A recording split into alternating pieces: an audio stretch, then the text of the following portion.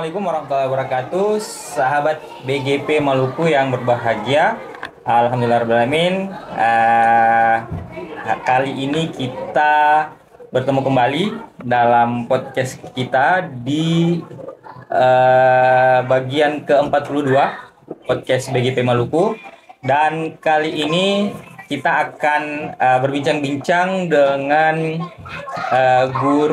salah seorang guru ya, dan salah seorang siswa dari sekolah SMA Islam Terpadu Nurul Hasan, Kota Ternate. Kita sapa dulu. Yang pertama adalah Ibu Sri. Sama kamu Sri, bagaimana kabarnya? Baik.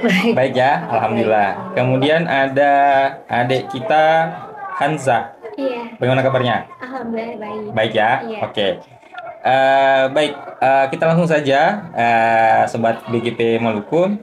Kita akan mendiskusikan bagaimana SMA Islam Terpadu Nurul Hasan ini yang menjadi sekolah penggerak angkatan pertama ya, kalau tidak salah. Iya, angkatan pertama. Angkatan pertama berarti sudah 3 tahun lebih ya melaksanakan Iya, 3 tahun. implementasi kurikulum Iya. Merdeka. Ibu Sri ini bagaimana perasaannya dan apa yang Ibu rasakan sebelum menjadi sekolah penggerak dan setelah menjadi sekolah penggerak yang otomatis kan menerapkan kurikulum Merdeka nih? Gimana? Jadi perasaan saya pertama masih kurikulum 2013. Waktu itu berjalan seperti biasa kurikulum 2013. Kemudian pada tahun 2021 itu ada sekolah penggerak di sekolah penggerak, kepala sekolah mengikuti sekolah penggerak angkatan 1. Dan sekolah kami terpilih menjadi satu-satunya sekolah di Maluku Utara, sehingga kami mengikuti pelatihan PSP waktu itu juga, mengikuti beberapa pelatihan sampai dengan 2 minggu. Perasaannya sangat kaget karena pertama kali mengikuti pelatihan secara berturut-turut selama 10 hari. Terus akhirnya belajar dan sampai sekarang, dan mengikuti juga berbagai kegiatan baik online maupun offline sebagai kurikulum sekolah penggerak pertama, dan sangat bagus dan menunjang karir dan sekolah, sehingga juga menaikkan mutu rapor pendidikan sekolah seperti itu.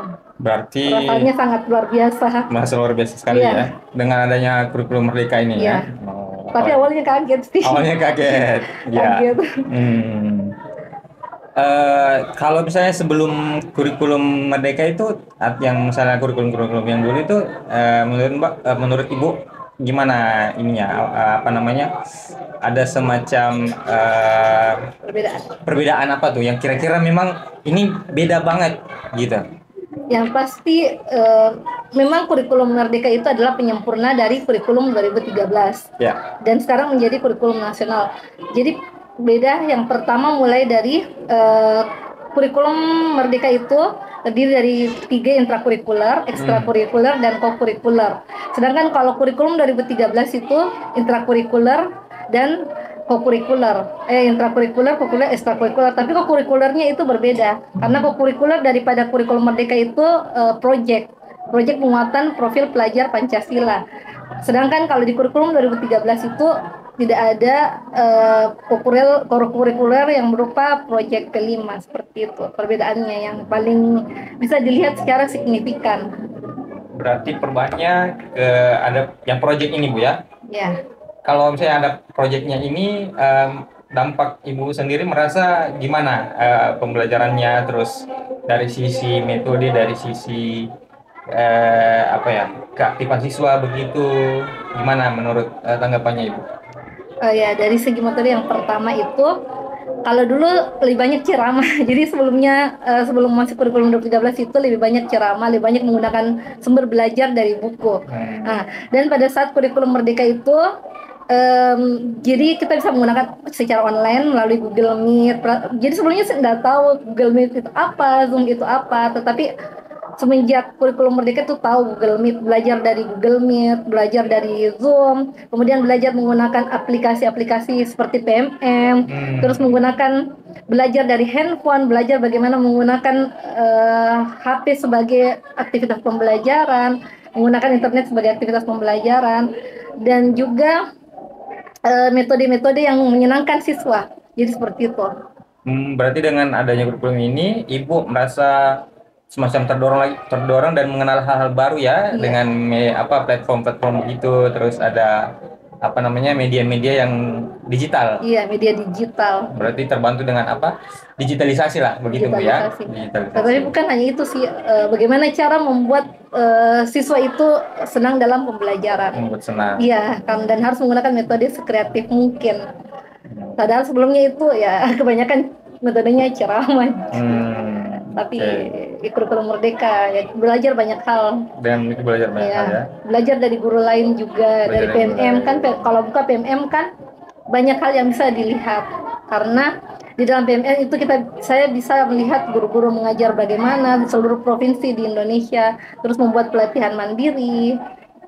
Jadi banyak manfaatnya. Satu lagi Bu, nih kurikulum mereka ini kan ada istilah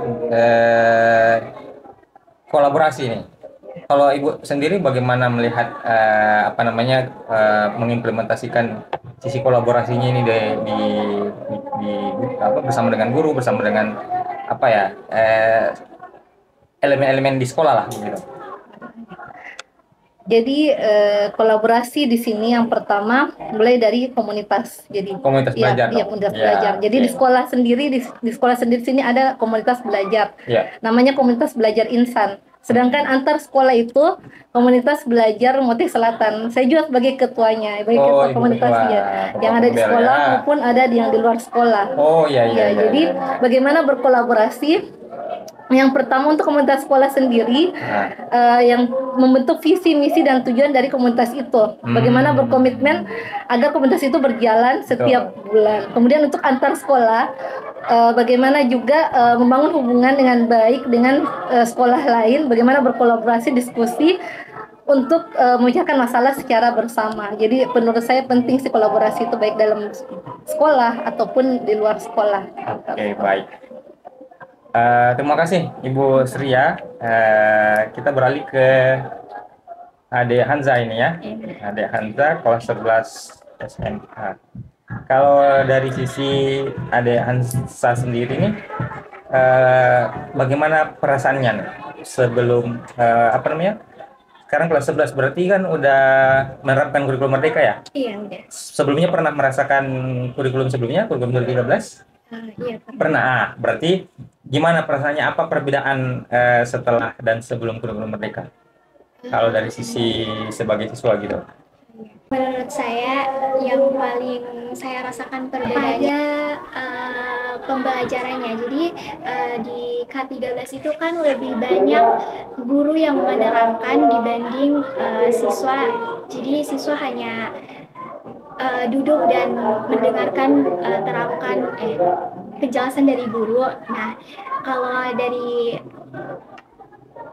kurikulum Merdeka itu menurut saya lebih banyak siswa yang aktif dibanding guru. Iya, jadi siswa dituntut untuk berpikir lebih kritis, lebih mandiri lagi dalam mengerjakan soal-soal yang ada, dan juga proyek tadi P5. Ya, jadi siswa juga melakukan pembelajaran proyek gimana itu melatih kita untuk lebih mandiri, lebih kreatif lagi, lebih bisa menambah sosialisasi lebih lanjut lagi. Oke, tadi ada belajar proyek juga. Iya. Proyek yang merasa berkesan nih. Kira-kira apa tuh yang ketika buat proyek ini, hal yang menurut Kanza ini ini menarik sekali begitu, terus berkesan?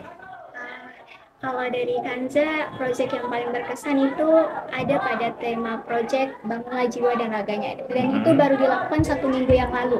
Jadi kami semua di situ judul proyeknya kan Aku Bahagia, Kamu Bahagia, dan Kita Orang Bahagia kan. Nah itu modulnya disusun sendiri oleh Ibu Sri Purnayati dan Ibu Fauzia di Jakarta. Iya.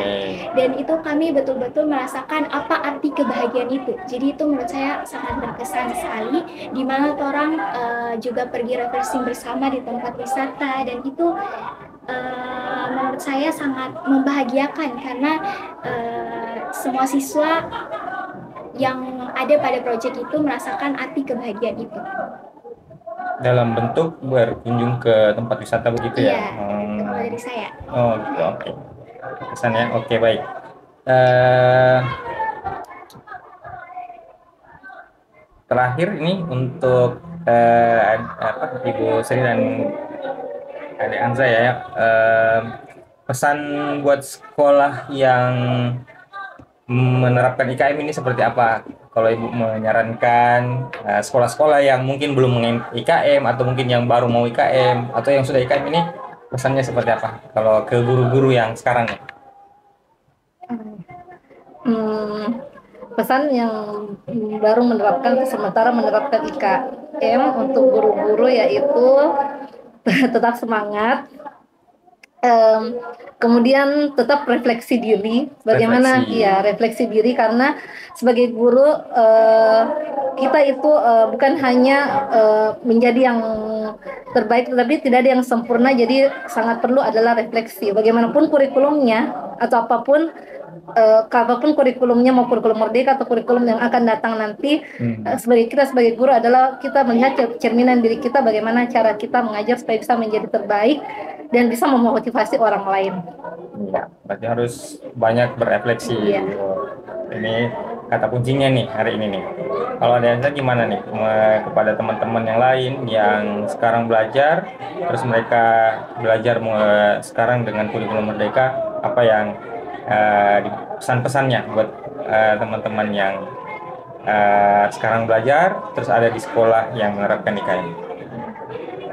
Pesan dari saya sendiri lebih giat lagi karena di kurikulum merdeka ini kan banyak hal-hal yang diharuskan bagi siswi untuk tetap optimis dan kreatif dengan kreativitasnya sendiri ya. Jadi harus tetap semangat, harus tetap ikut saja jalannya, gimana prosedurnya itu kembali lagi ke kita juga, gimana orang harus dimana kita harus tetap semangat, tetap berpikir yang kritis.